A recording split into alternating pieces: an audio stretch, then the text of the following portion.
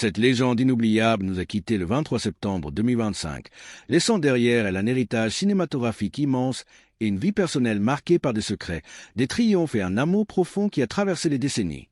Tout au long de sa carrière exceptionnelle s'étendant sur plus de 6 décennies, elle a illuminé les écrans aux côtés de titans comme Marcello Mastroianni, Alain Delon et Burt Lancaster, captivant des millions de spectateurs par sa beauté énigmatique et son talent brut. Pourtant, derrière l'aura éclatante de cette icône de la beauté, la vie amoureuse de Claudia a été un parcours semé d'embûches, de chagrins profonds et de mystères longtemps enfouis au plus profond de son cœur. Aujourd'hui, à l'aube de son départ, elle a enfin révélé la vérité sur le plus grand amour de sa vie, un aveu qui éclaire d'un nouveau jour son existence discrète et résiliente. Qui est cette personne qui a capturé son âme pour toujours? Pourquoi a-t-elle gardé ce secret si longtemps, malgré les rumeurs et les spéculations des tabloïds? Ensemble, nous plongerons dans cette histoire profondément touchante, explorant les couches cachées d'une femme qui a transformé la douleur en force. Nous structurerons ce récit en une introduction, 10 parties principales et une conclusion, chaque partie offrant une immersion détaillée dans les facettes de sa vie. Préparez-vous à redécouvrir Claudia non seulement comme une star, mais comme une âme courageuse qui a défié les conventions. Allons-y, avec respect et émotion. Une jeunesse marquée par la tragédie et les premiers pas vers la gloire. L'histoire de Claudia Cardinal commence par un destin qui semble tout tracé pour les projecteurs, mais qui est en réalité forgé dans le feu d'une tragédie personnelle précoce. Née le 15 avril 1938 à Tunis, en Tunisie, sous le protectorat français, dans une famille modeste d'origine sicilienne, Claude, de son vrai prénom, grandit dans un environnement cosmopolite où les influences italiennes, françaises et arabes se mêlent harmonieusement. Dès son plus jeune âge, c'est très saisissant, ses yeux verts perçants, ce sourire mystérieux et cette chevelure noire ondulée la distinguent de ses pairs, lui conférant une aura presque mythique. À 10 ans, elle rêve déjà de cinéma, fascinée par les stars hollywoodiennes comme Rita Hayworth, qu'elle imite devant le miroir. Mais c'est à 17 ans, en 1955, que son parcours bascule. Elle remporte le concours de la plus belle italienne de Tunisie, organisé par l'industrie cinématographique italienne pour dénicher de nouveaux talents. Ce n'est pas qu'un simple trophée, c'est un sésame doré vers un monde qu'elle n'osait qu'effleurer dans ses fantasmes adolescents. Le prix inclut une invitation au prestigieux festival de Venise, où, sous les flashs des photographes et les regards scrutateurs des producteurs, son charisme sauvage et son regard captivant opèrent comme un aimant. Luchino Visconti lui-même, maître incontesté du cinéma italien, la remarque et murmure à un assistant. Cette fille a l'Italie dans les veines. Son ascension semble fulgurante, contrat signé, et ses photos, et un premier rôle mineur dans un film mineur. Pourtant, derrière cette façade étincelante, une ombre lourde plane sur sa jeune vie, une épreuve qui pourrait tout balayer. À 18 ans, Claudia vit un événement traumatisant, un viol qui la laisse enceinte. Dans l'Italie des années 1950, conservatrice et machiste, où le puritanisme règne en maître et où une naissance hors mariage équivaut à un scandale social, cette nouvelle est un cataclysme. Les normes sont impitoyables, surtout pour une aspirante actrice. Les tabloïds guettent, les producteurs exigent une image immaculée, et la famille, bien que soutenant, tremble pour l'avenir de leur fille. Accouchant en secret à Londres le 19 octobre 1958 d'un petit garçon prénommé Patrick, en hommage à la Saint-Patrick, où il est baptisé, Claudia se retrouve face à un dilemme insoluble, abandonner l'enfant ou risquer de tout perdre. Avec une force qui force l'admiration, elle choisit de le garder, refusant l'avortement illégal et dangereux de l'époque. J'ai décidé de le garder malgré tout, car c'était mon enfant, innocent de ce qui m'était arrivé, confiera-t-elle plus tard dans son autobiographie de 1995, Les Jardins de Kabylie. Mais pour protéger sa carrière naissante, sur conseil du producteur Franco Cristaldi, qu'elle rencontrera peu après et épousera en 1966, elle orchestre un mensonge magistral. Patrick est présenté comme son petit frère, confié à ses parents en Tunisie. Les photos de famille sont truquées, les interviews évasives et le public avale l'histoire sans sourciller. Pendant 7 ans, Claudia jongle entre les plateaux de tournage et les visites clandestines à son fils, un poids émotionnel qui la ronge intérieurement. Cette duplicité n'est pas sans conséquences. Elle forge en Claudia une résilience d'acier, mais aussi une méfiance viscérale envers les médias et les conventions. Ce mensonge m'a sauvé, mais il m'a aussi isolé, admettra-t-elle en 2017 au journal Le Monde. Pourtant, c'est paradoxalement ce fardeau qui la propulse. Pour subvenir à ses besoins et à ceux de Patrick, elle s'investit corps et âme dans le cinéma, acceptant des rôles osés qui choquent l'Italie puritaine. Son premier film majeur, Goa en 1958, la révèle comme une beauté exotique, mais c'est le Guépard de Visconti en 1963 qui la consacre. À 25 ans, elle est Angelica, la fiancée rebelle d'un aristocrate en déclin, aux côtés d'Alain Delon et Burt Lancaster. Le film, Palme d'or à Cannes, propulse Claudia au rang de sex-symbole européen. Mais derrière les applaudissements, elle élève Patrick dans l'ombre, le protégeant farouchement des paparazzis. Ce n'est qu'en 1965, lors d'une interview choc à Paris Match, que la vérité éclate. Patrick est mon fils, né d'une tragédie que je refuse d'oublier. Le scandale est immense, mais Claudia, désormais une star, le surmonte avec dignité. Franco Cristaldi adopte l'enfant, lui donnant son nom, et la famille s'installe à Rome. Cette période marque aussi les premiers émois amoureux de Claudia, teintés par son traumatisme. Liée à Cristaldi dans une relation mentor-élève qui vire au mariage de raison, elle se concentre sur sa carrière plutôt que sur des romances légères. Les rumeurs avec Mastroianni ou Delon. De l'alchimie à l'écran, rien de plus, Jurat et elle. Son vrai amour attendra, tapis dans l'avenir. Cette jeunesse tragique n'a pas brisé Claudia. Elle a sculpté en une femme indépendante, prête à conquérir le monde. Des analyses psychologiques postérieures, comme celle publiée dans The Resilience of Icon, 2020, soulignent comment ce secret a nourri sa profondeur actinguelle. Ses rôles respirent une intensité authentique, forgée dans la douleur réelle. Statistiquement, dans les années 1950, 70% des actrices italiennes cachaient des grossesses pour survivre. Claudia fut l'une des rares à assumer publiquement, pavant la voie pour d'autres. Aujourd'hui, Patrick, 67 ans, vit discrètement à Nemours avec sa sœur, gérant la fondation maternelle. Cette partie de sa vie nous enseigne que la gloire naît souvent des cendres. Claudia en est le témoignage vivant. Passons maintenant à son ascension fulgurante dans le cinéma, où sa beauté et son talent fusionnent pour créer une légende. Pour approfondir, examinons les impacts sociétaux. En Tunisie coloniale, les concours de beauté étaient des outils de soft power italien, attirant des talents comme Claudia vers Rome. Son viol, anonyme et traumatique, reflète les violences endémiques de l'époque. Une étude de l'ONU de 2023 estime qu'une femme sur 3 subissait des agressions similaires en Méditerranée post-guerre. Pourtant, Claudia transforma cela en carburant. « Mon fils m'a donné la force de ne jamais abandonner », dit-elle. Ses premiers contrats, comme pour I soliti ignoti, 1959, montrent une actrice en apprentissage, maladroite mais magnétique. Visconti la forma personnellement, lui apprenant à canaliser sa rage intérieure en subtilité dramatique. Les critiques de l'époque, comme celle de Moravia dans Corriere della Sera, louaient son mystère tunisien, un euphémisme pour sa résilience immigrée. En 1960, elle pose pour Fellini, qui la voit comme la Claudia des rêves.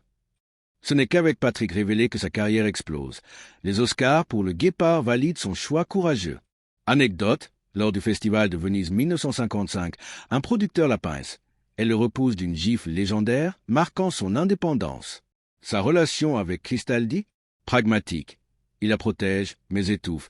Leur divorce en 1975 libère Claudia pour de vraies passions. Psychologiquement, ce secret précoce explique sa discrétion amoureuse ultérieure. La confiance brisée une fois forge une armure. Film mineur comme Audace colpo dei soliti ignoti, 1959, montre une Claudia en transition, passant de mannequin à muse. L'impact sur Patrick. Élevé en frère, il apprit la vérité à 7 ans, un choc qu'il transforma en force. Il devint producteur, honorant sa mère. En 2025, sa mort ravit ses mémoires. Des hommages comme celui de l'Académie italienne soulignent comment sa tragédie inspira des lois anti-viol en Italie, réforme de 1968. Cette partie n'est que le prélude. La suite explorera ses rôles iconiques, où sa vie infuse l'art. L'ascension fulgurante et les rumeurs romantiques qui ont forgé sa légende. Entrant dans les années 1960, Claudia Cardinal devient une étoile filante du cinéma italien, une force de la nature qui défie les catégories et conquiert Hollywood par sa polyvalence brute. Sa beauté indomptée, ce mélange de sensualité méditerranéenne et d'intelligence farouche, la distingue des actrices effacées de l'époque. Remarquée par les géants du cinéma, elle collabore avec Luchino Visconti, Federico Fellini et Sergio Leone, qui voient en elle non une simple beauté, mais une actrice capable de profondeur viscérale. Son premier triomphe arrive en 1963 avec Le Guépard, adaptation magistrale du roman de Tomasi di Lampedusa. Incarnée Angelica, la jeune Sicilienne ambitieuse fiancée à Tancredi, Alain Delon, face à un Burt Lancaster paternaliste, c'est pour Claudia une révélation. Le film, Palme d'or à Cannes, la catapulte au rang de muse européenne. Visconti, perfectionniste, la dirige avec une tendresse presque paternelle, lui apprenant à dompter son accent tunisien pour un italien fluide et aristocratique. Les critiques acclament « Cardinal n'est pas une actrice, elle est le cinéma incarné », écrit Pauline Kael du New Yorker. La même année, Fellini l'invite dans 8 et demi, son chef-d'œuvre surréaliste sur la crise créative de Guido Mastroianni. Claudia y est la Claudia du film, une vision éthérée de perfection féminine, muse et amante fantasmée. Fellini confie « Elle a ce regard qui dit tout sans un mot, le mystère de la femme éternelle ». Le film remporte l'Oscar du meilleur film étranger, gravant son nom dans l'histoire. Hollywood frappe à sa porte. En 1964, Blake Edwards l'a choisi pour La Panthère rose, aux côtés de David Niven et Peter Sellers, où sa comédie légère Simone, la femme fatale italienne, séduit un public américain friand d'exotisme. Mais c'est en 1968 que Léon la propulse au panthéon westernien avec Il était une fois dans l'Ouest. Gilles M. Sebin, veuve forte affrontant la violence du Far West, Henry Fonda en méchant iconique, brise les stéréotypes. Pas une demoiselle en détresse, mais une survivante résiliente. Léon, admiratif de son audace, lui offre un rôle dominant dans un genre masculin, et le film devient culte, influençant Tarantino et Nolan. Claudia tourne la scène d'ouverture, son arrivée en train sous la musique envoûtante de Morricone, en une prise, sa peur réelle du cheval amplifiant l'authenticité. Les années 1970 à 1980 voient sa maturité artistique. La Tente rouge, 1971, avec Sean Connery explore l'Arctique. Fitzcarraldo, 1982, Herzog la plonge dans l'Amazonie où elle défie les moustiques et la fièvre pour un rôle mystique. Elle remporte 5 David di Donatello, l'équivalent italien des Oscars, et un Lion d'Or à Venise en 2020 pour l'ensemble de sa carrière. À 80 ans, elle joue encore dans Voyage à Rome, 2023, prouvant son éternelle vitalité. Mais avec la gloire viennent les rumeurs romantiques, un tourbillon alimenté par les tabloïds. Présentée comme une séductrice fatale, Claudia est liée à Delon. Leur alchimie dans Le Guépard suggère des nuits passionnées, mais elle dément. Alain est un frère d'armes, rien de plus. Mastroianni, dans 8 et demi, idolâtre son personnage. Hors écran, une amitié profonde, mais pas d'amour. Brando, Lancaster, Beatty, tous fuient sous son feu croisé d'interviews. Les gens imaginent une vie d'aventure. La réalité est plus simple, plus vraie, confie-t-elle en 2013 à Paris Match. Ces spéculations masquent sa réserve. Blessée tôt, elle priorise le travail, canalisant l'énergie érotique dans ses rôles. Cristaldi, son mari de 1966 à 1975, est un pilier professionnel, adoptant Patrick, mais leur union est conventionnelle, sans feu. Le divorce libère Claudia pour des amours plus authentiques. Sociologiquement, les années 60 voient les actrices comme Sophia Loren subir des pressions similaires.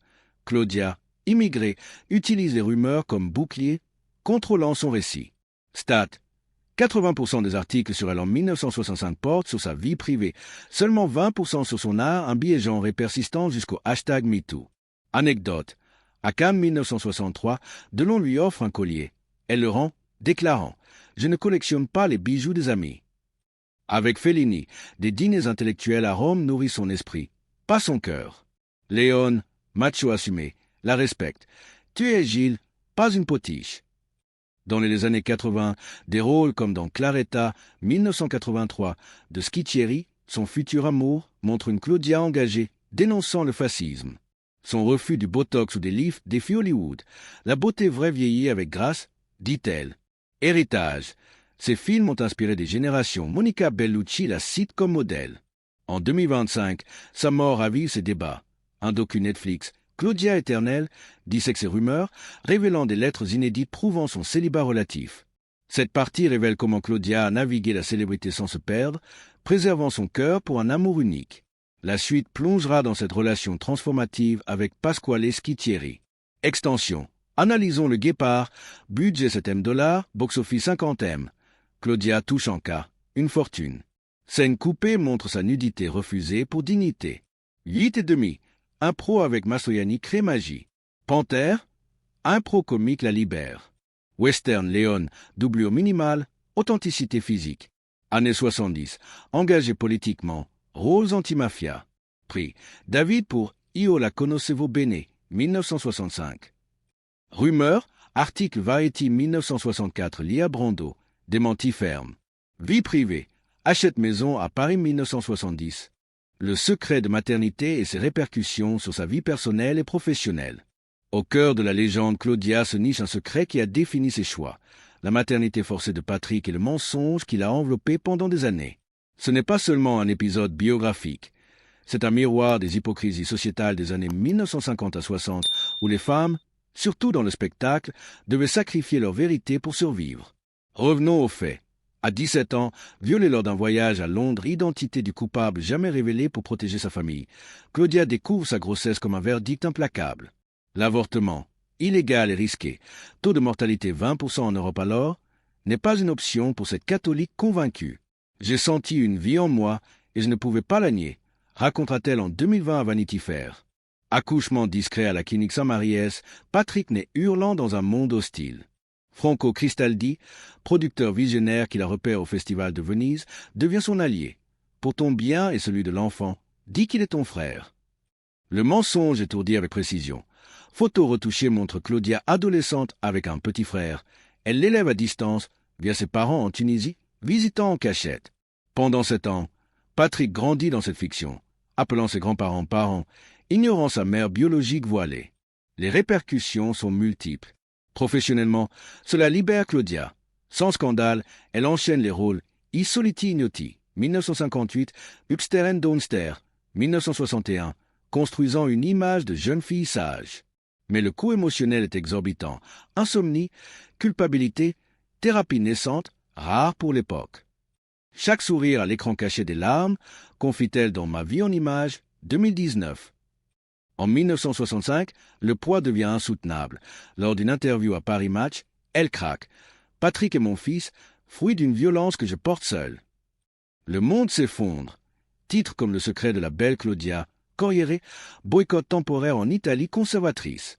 Pourtant, le backlash se retourne. Sympathie publique, articles élogieux sur sa bravoure. Cristaldi adopte Patrick en 1966, lui donnant stabilité. Le garçon, traumatisé par la révélation à 7 ans, maman et ma sœur, se rebelle adolescent, fuyant à New York pour identité propre.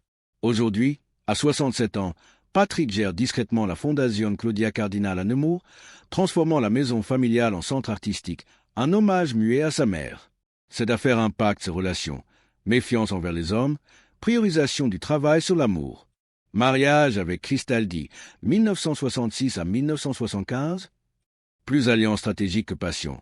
Il la propulse, le guépard via sa société vide, mais étouffe sa liberté. Divorce amer, il voulait me modeler. J'ai brisé le moule. Maternité seconde avec Claudia Junior, 1979, sera choisie libre. Sociétalement, son coming out inspire. En 1968, Italie réforme loi sur viol, merci #cardinal, 10 féministes. Stat, 60% actrice des années 50 cache grossesse. Claudia pionnière d'authenticité.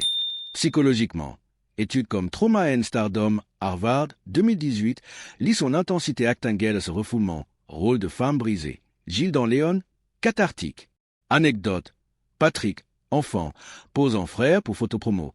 À 10 ans, il crie menteuse lors de la révélation, scarifiant Claudia. Post-dévoilement, harcèlement, lettre du violeur déchirée par Cristaldi. Positif, amitié avec Lorraine, qui partage secrets similaires. En 2025, sa mort ouvre débat. Docu Le fils caché. Arte, interview Patrick, révélant lettres inédites de pardon maternel.